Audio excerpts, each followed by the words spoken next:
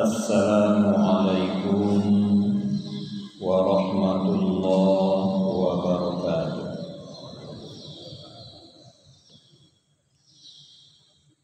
Alhamdulillahilladzi khalaqas samawati wal ardh.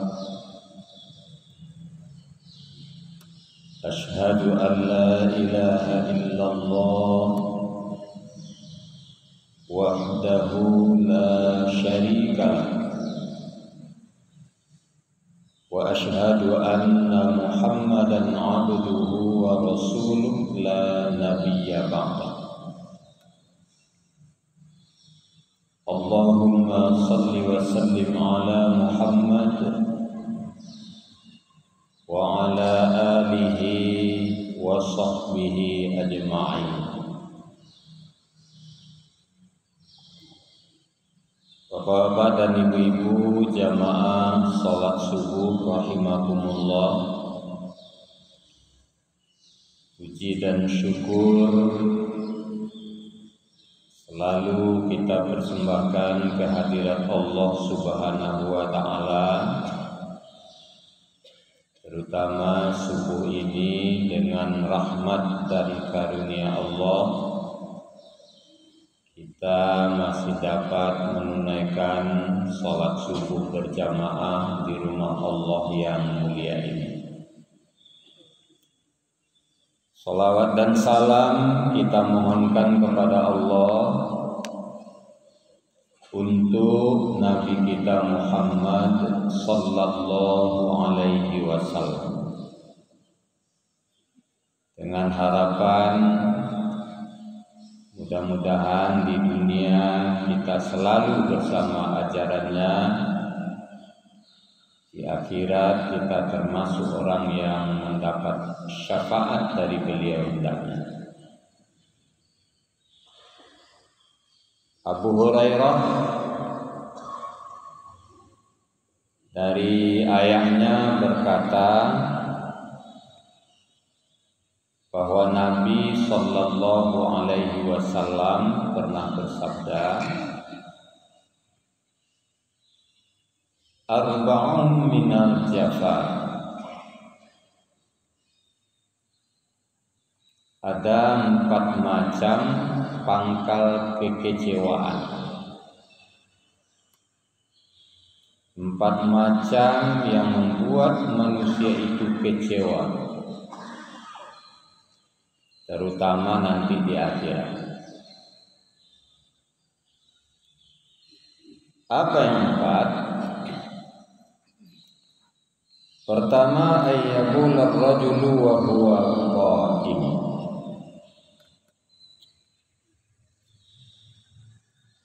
Jika seorang buang air kecil sambil berdiri. Jadi ini persoalan yang hari ini sering menjadi pertanyaan.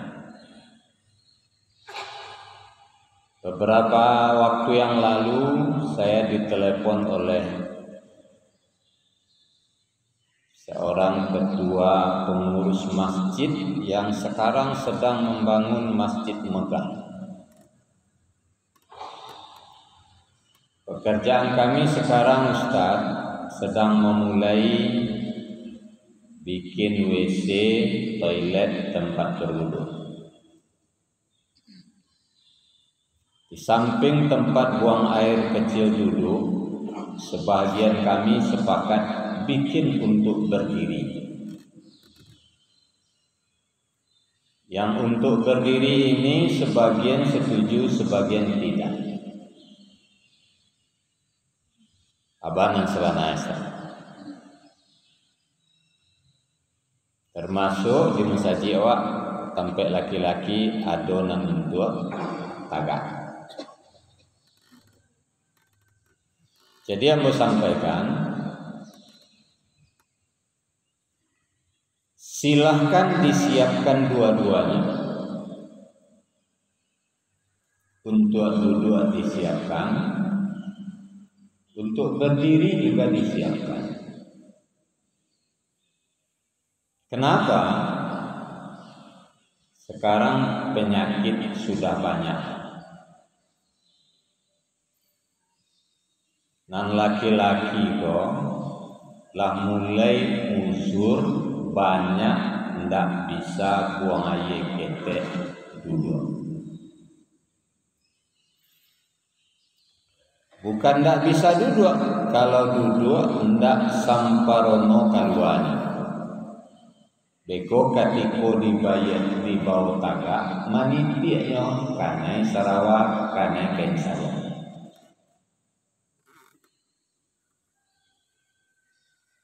Makonya kecembo, silakan dibuat nantaga.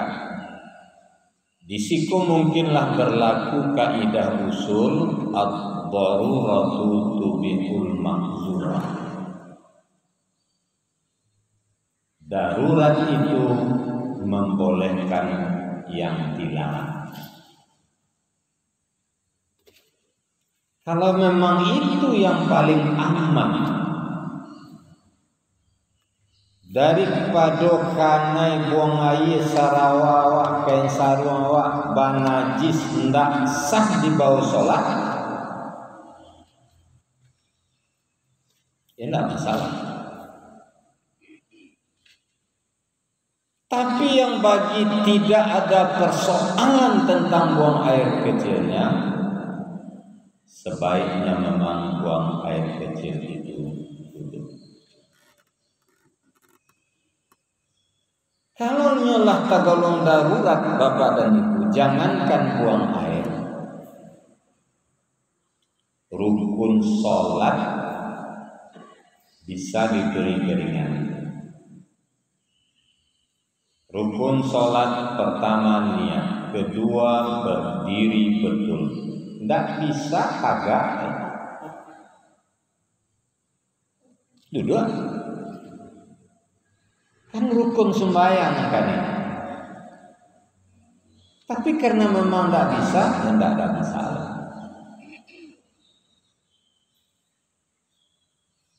Nah betul.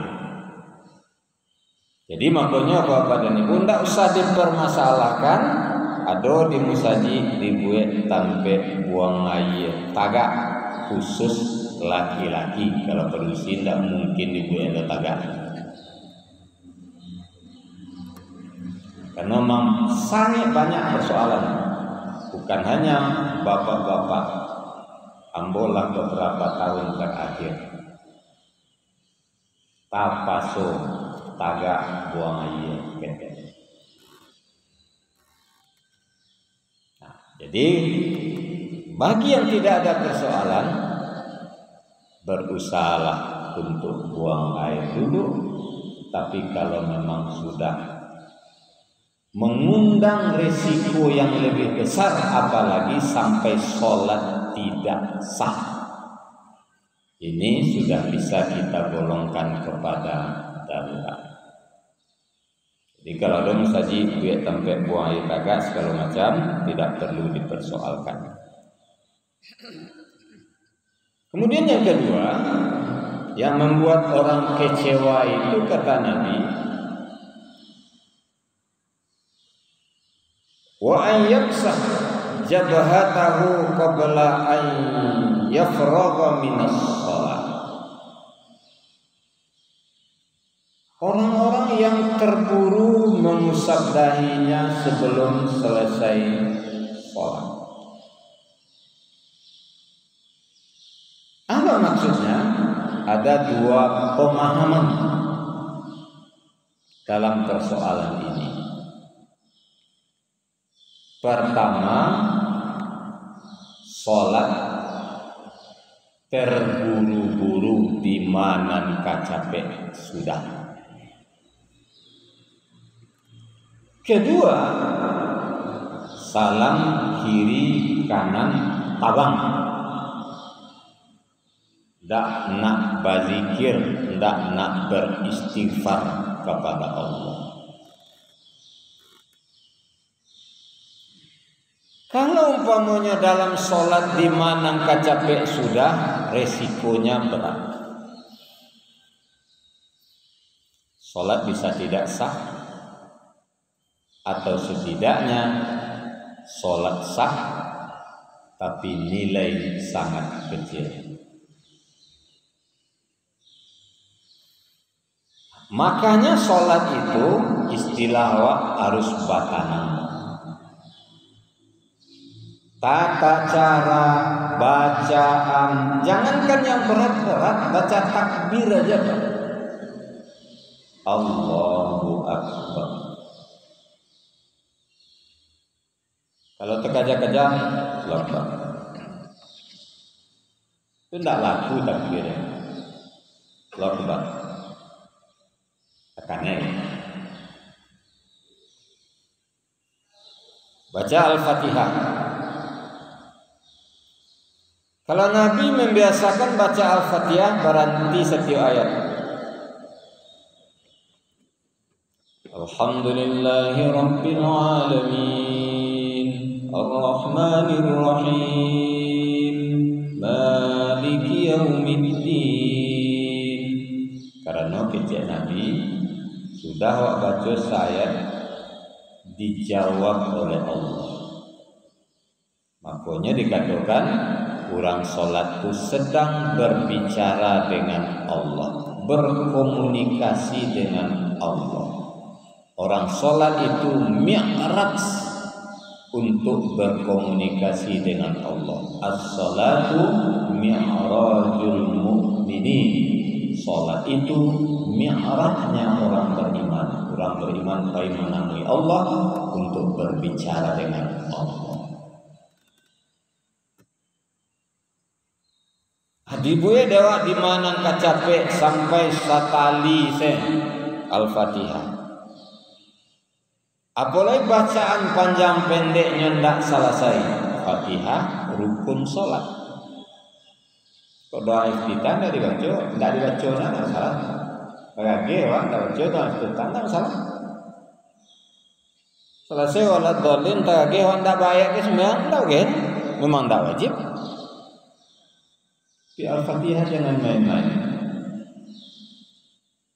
Dibuat doa sepanjang-panjang di medsos wak jadi sembahyang tarawih 8 menit 23 rakaat.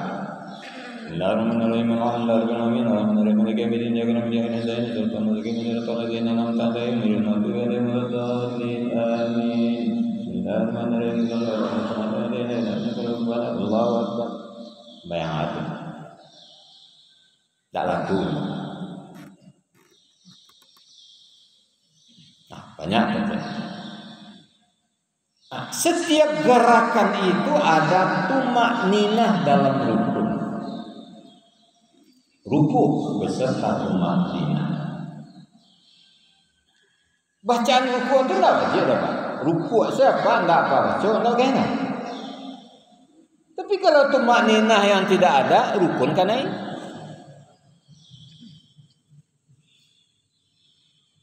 Apa itu tumaninahnya? Yo, ado masuk tangan. Allahu Akbar. Ado masuk tangan.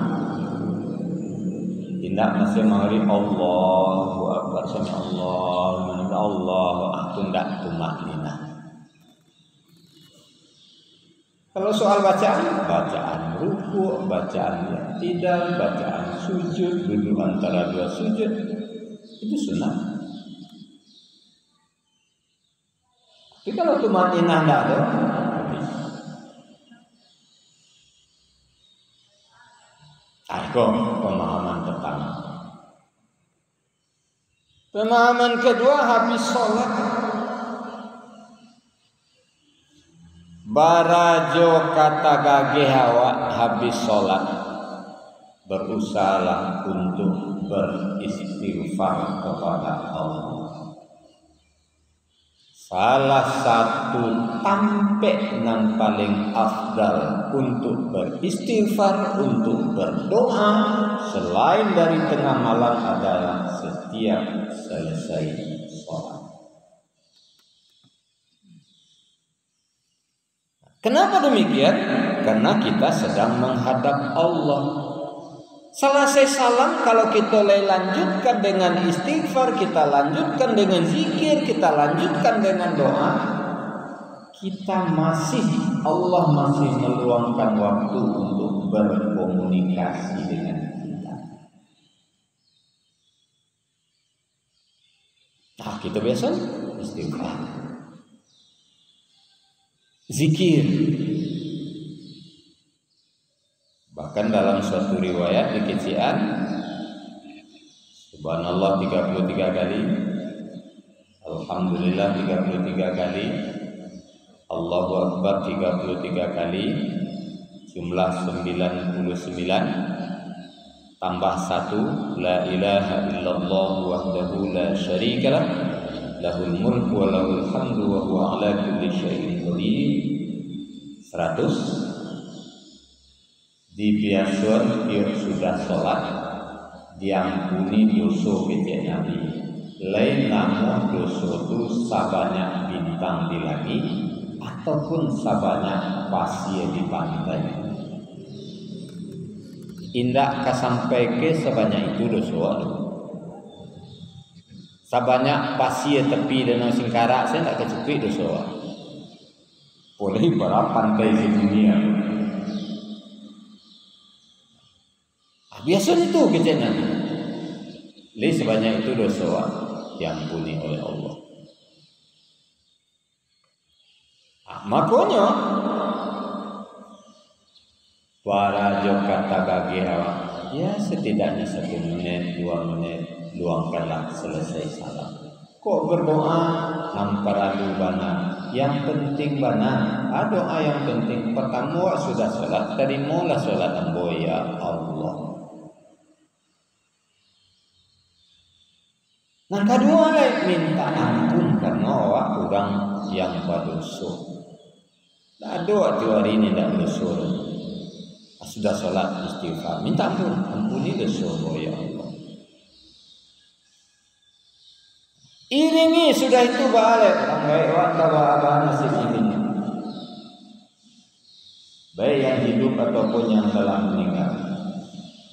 Nah, meninggal Tuhan hanya nanti dari awak. Kayu kadang awak andak senang ge tim cili awak kayu. Tinggi pangki awak andak nyaman ke orang baik dia lamar orang cili pangki tinggiannya. Dan sanangnya orang baik kok didoaan diminta ampun.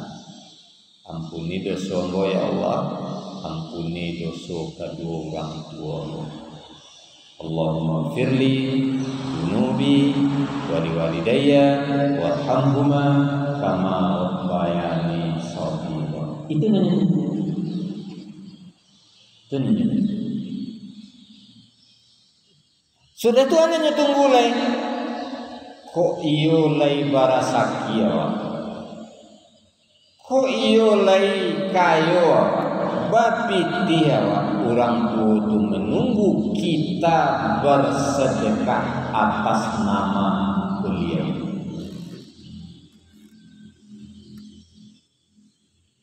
Jadi sahabat Nabi itu pernah datang ke Nabi. Ya Rasul, orang tua kalau meninggal, kamu selalu memintakan ampun. Lah iya Rasul. Sudah Tuhan yang harus kamu lakukan untuk orang tua mulai. Kamu punya harta? Punya. Sedekahkan sebagian atas nama orang tua. Kabunnya sedekah hancur. Kabunnya sedekah ke Baitul Maqo kabun berisi kurma lawet. Wah, kamu sedekah atas nama ibu kamu.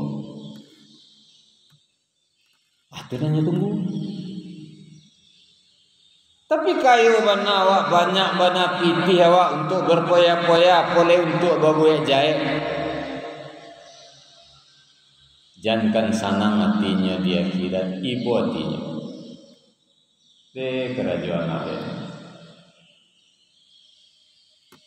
Tinggi bana pangke awak pi kerajaan menzalimi orang, menzalimi rakyat. Kecewa orang baik. Apa kerajaan?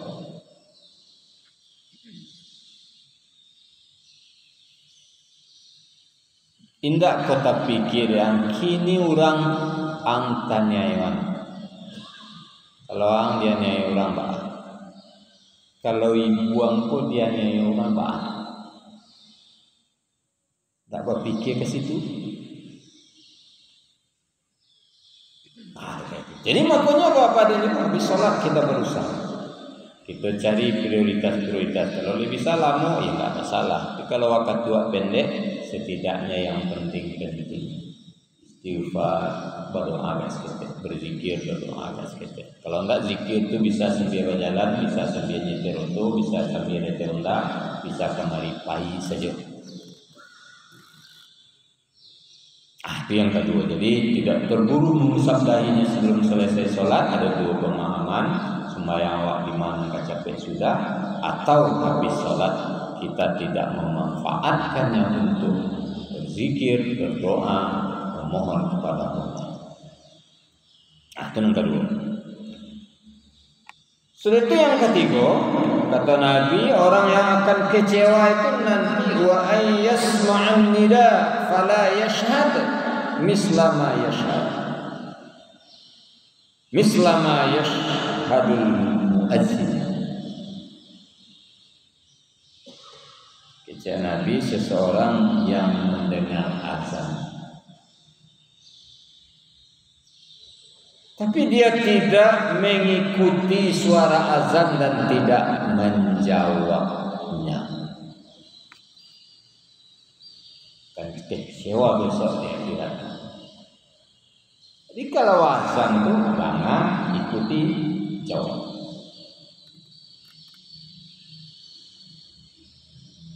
Makanya apa saja yang kita lakukan kemudian azan, minimal salah satu azan kita dengar, hentikan semua kegiatan dan azan. Walaupun kita ditampek atau sedang kondisi yang belum memungkinkan untuk ikut sholat waktu itu, dengan azan jangan. Dia mau sedang baca Al-Quran, barang baca Quran dan azan. Jauh ya bacaan azan, karena azan itu adalah kalimat-kalimat pilihan. Dulu sebelumnya tetapkan dek Nabi, banyak usul sahabatnya musyawarah dek Nabi, apa caranya ngarancang untuk main bau magih tahu waktu masuk segala macam sembahyang. Kecil sebagian kok itu banyak ya Rasul, tak kurang majusi celah awak dia Nabi kadang-kadang dia tampil pokoknya semacam power kayak misalnya itu tampil mai dia Nabi dia akan masuk waktu itu dia Nabi nampak dari masa. Kalau kecil Nabi itu tidak mungkin. Tak mungkin menjadi Nabi. Kenapa? Orang di dalam rumah saja itu tidak kemencalian. Keduanya mengamuk api ke tawakal saja. Rasulullah nalain kalau tidak itulah ya. Tak orang Nasrani pakai lonceng. Ada lusuh pakai lonceng. Nabi kerencana, tidak ada kerencana. Kalau enggak itu ya Rasul. Kata orang Yahudi pakai trompet. 3 kan nak terima oleh Nabi sih. Tak diterima oleh Nabi. Sebab Nabi pernah mengajarkan kalau berbuat sesuatu yang menyamai orang-orang yang tidak seakidah, tidak sekeyakinan yang kita berdoa sama dia saja.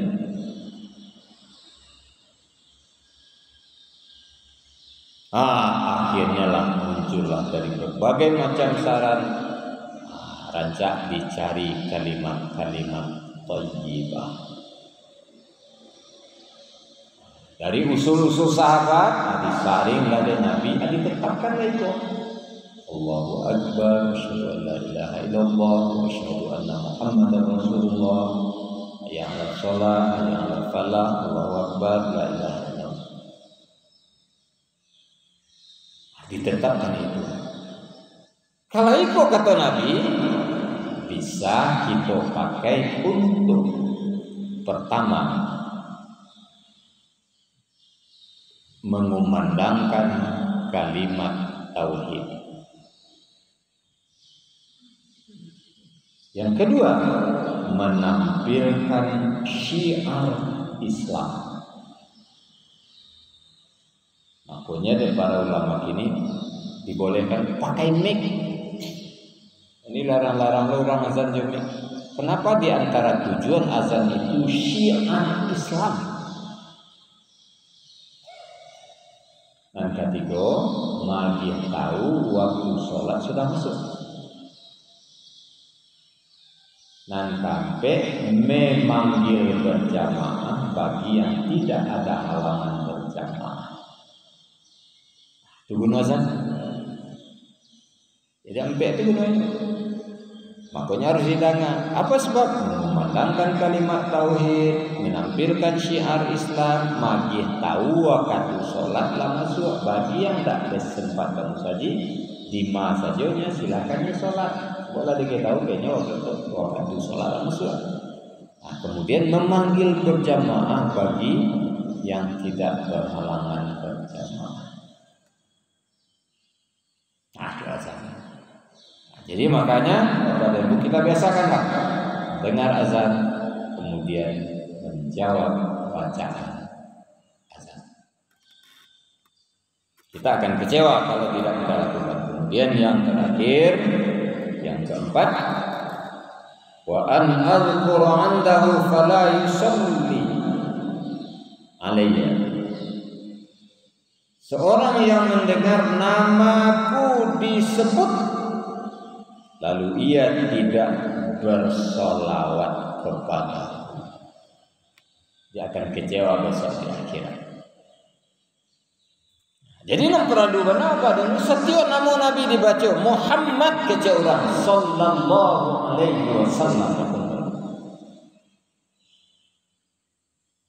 Kalau mempadian saya baca Muhammad orang tak diikuti dengan sallallahu alaihi wasallam, kenapa kita kecewa? Karena hanya orang yang selalu berselawat kepada Nabi, itulah yang akan diberi oleh Nabi syafaat di akhirat. Nanti ketika kita di padang mahsyar, kita sangat mengharapkan ada bantuan, ada syafaat. Kawan-kawan di sebelah dapat perlindungan, dapat syafaat dari Nabi. Tak kecewa awak diabaikan ketika itu. Dia karena tidak membiasakan diri di sholat. Orang nggak dapat. Nanangi lebih dilindungi. Nanamu prosesnya lebih capek. Awak tagak sinan baru matuari sambil jarak dari kapalo di palamo-lamo di palambe-lambe. Tak pernah Nabi menengok kawak. Tak pernah Nabi memberi bantuan perlindungan syafaat kawak. Kenapa? Karena kita tidak membiasakan diri bersolawat, apalagi ketika nama Nabi dibaca.